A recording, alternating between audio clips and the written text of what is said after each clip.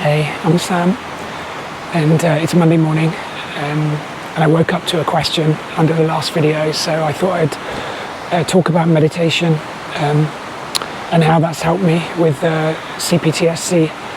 So I did say I was going to try not to use certain keywords in the title of my videos because I didn't want to narrow down what this channel's about. It's about being human, but the human I am is somebody that has largely had their life defined by complex trauma, and so it still is, but not in a negative way anymore. So mostly I talk about change, healing, becoming real, becoming human, accepting ourselves. And part of what I've had to accept is the way that complex PTSD affects me. And I think accepting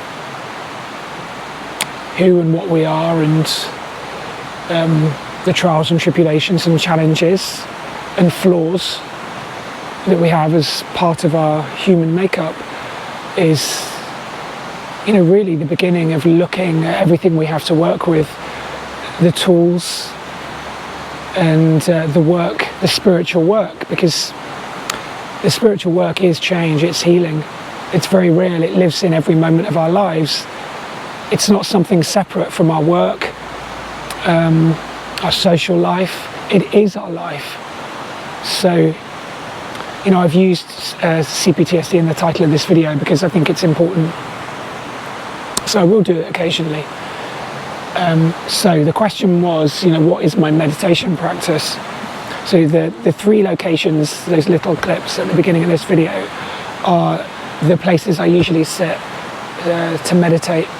So I'm a novice meditator. I've tried on and off for years, and it's easier than ever now.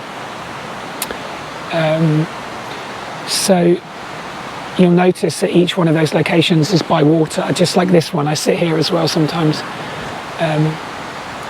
And I think that the water is a kind of a more natural sounding white noise.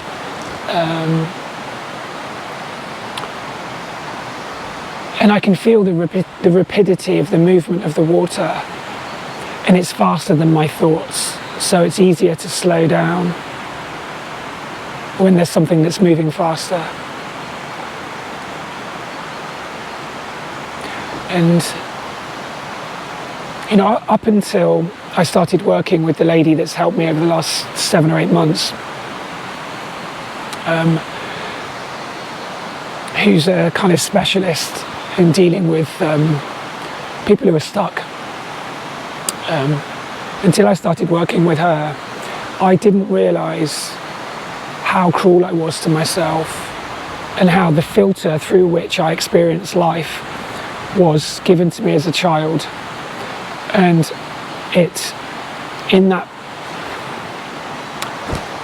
filter, in my own mind, I think of it more like a template, a rigid template, and that template described me as unworthy, shit, nothing good will ever come from me, I don't deserve anything, I am corrupt in the core of my being, and full of doubt, and everybody I interact with is going to instantly hate me or think I'm stupid. And that was the voice given to me as a child. And so even in the most subtle way, that voice, the voice of cruelty with which I speak to myself, lives in every thought. I think that's probably why it's easier just to be alone, because though I'm healing and I'm changing and I'm observing that voice, it's still there. But becoming the observer, I think, is the beginning of creating some space with which I can look at that voice and say, oh, there it is. It's not true. It's not true. But when that voice is screaming at us all our life, it becomes a kind of self-fulfilling prophecy. So you do become an outsider, a person that fucks up all the time. And it's easy to keep criticizing yourself when you keep doing that, because you don't think you're worthy.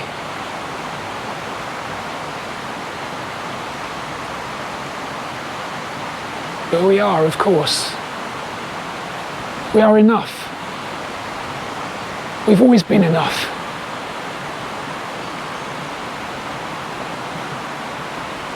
So, when I meditate, sometimes I do it with my eyes closed. I usually start with my eyes closed, and I look at the blackness behind my eyes, behind my eyelids. I look. I don't let my mind go vague or my sight go vague. I look, and sometimes fall backwards into the darkness inside my mind, and I can feel the thoughts like a ticker tape. Like if you look at old footage of the stock market, you see these numbers and symbols going on these displays. That's how I think of it. So I see my thoughts coming and going, but I don't let them become fully formed. They're just like offerings of attachment. They're just words drifting, and I just ignore them. And so they never ever sort of come fully into focus. And I just sit, and eventually, it usually takes about 20 minutes before everything gets really quiet, and then I can open my eyes. Sometimes it takes 5 minutes, sometimes it takes 10 minutes. But I don't sit there and get frustrated with myself if it doesn't work. I just sit and listen. Listen and look.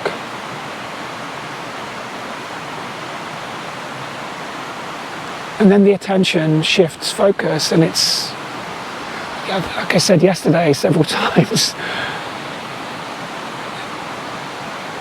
the magic happens in the meeting place between silence and revelation.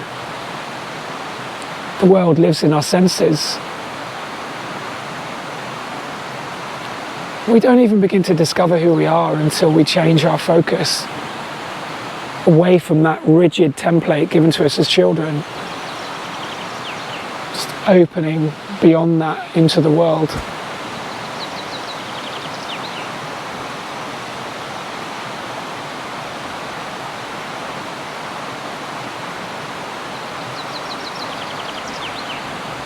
So that's what I do.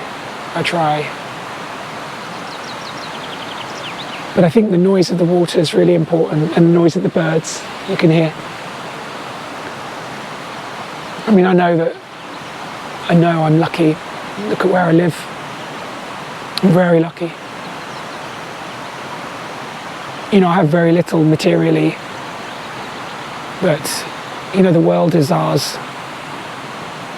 The world is ours. As David White said, the world was made to be free in. Give up all other worlds, except the one to which you belong. Not the world in your head. I don't deserve this. I'm worthless. I'm corrupt. I'm shit. I hate myself. I am not good. That's not the voice you need to listen to. The world is speaking to us all the time. Listen to the bird. Listen to the wind. Listen to the water. The world was made to be free in. Give up all other worlds except the one to which you belong. It gets easier. It gets easier. It does get easier. You know, when we're beginning to heal, it's like the wound is everything. The wound is everything. But if you're not afraid to go into that pain, eventually you do emerge and you can begin to really start to change your life. But it is slow, it is painful, but it is possible.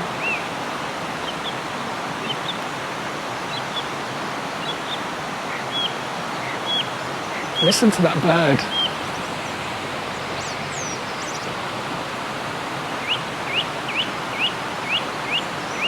So I thought as well, if anyone has any questions, we could do a Q&A video maybe. I think I'm not really an authority on being trans, because I'm not trans, although I spent half my life living as a woman. I've always been just, like I said, a sensitive feminine man, but what does that even mean? I think, when we're dealing with CPTSD and our lives have been shaped by complex trauma in childhood, we're hypersensitive. And so it's like we feel too much. So until we begin to kind of find some stable ground within us, that sensitivity is like being on a little boat on an endless, black, fathomless ocean, and we're being tossed around all over the place. So until we can find some stability, the sensitivity is very destabilizing. But eventually I think that feeling of feeling so much, so deeply, so sensitively can be a gift. It really can. So, if you have any questions about being trans or detransition, I'm not sure I can speak with any great authority on that. All I can really speak with authority on is my own process and CPTSD and my own particular flavour of that, and what I've dealt with in my life. And if that's, hopefully I can say something helpful. So if anyone has any questions, maybe we could do a video on answering questions. Okay. Thank you for watching, and I'll see you soon. Bye.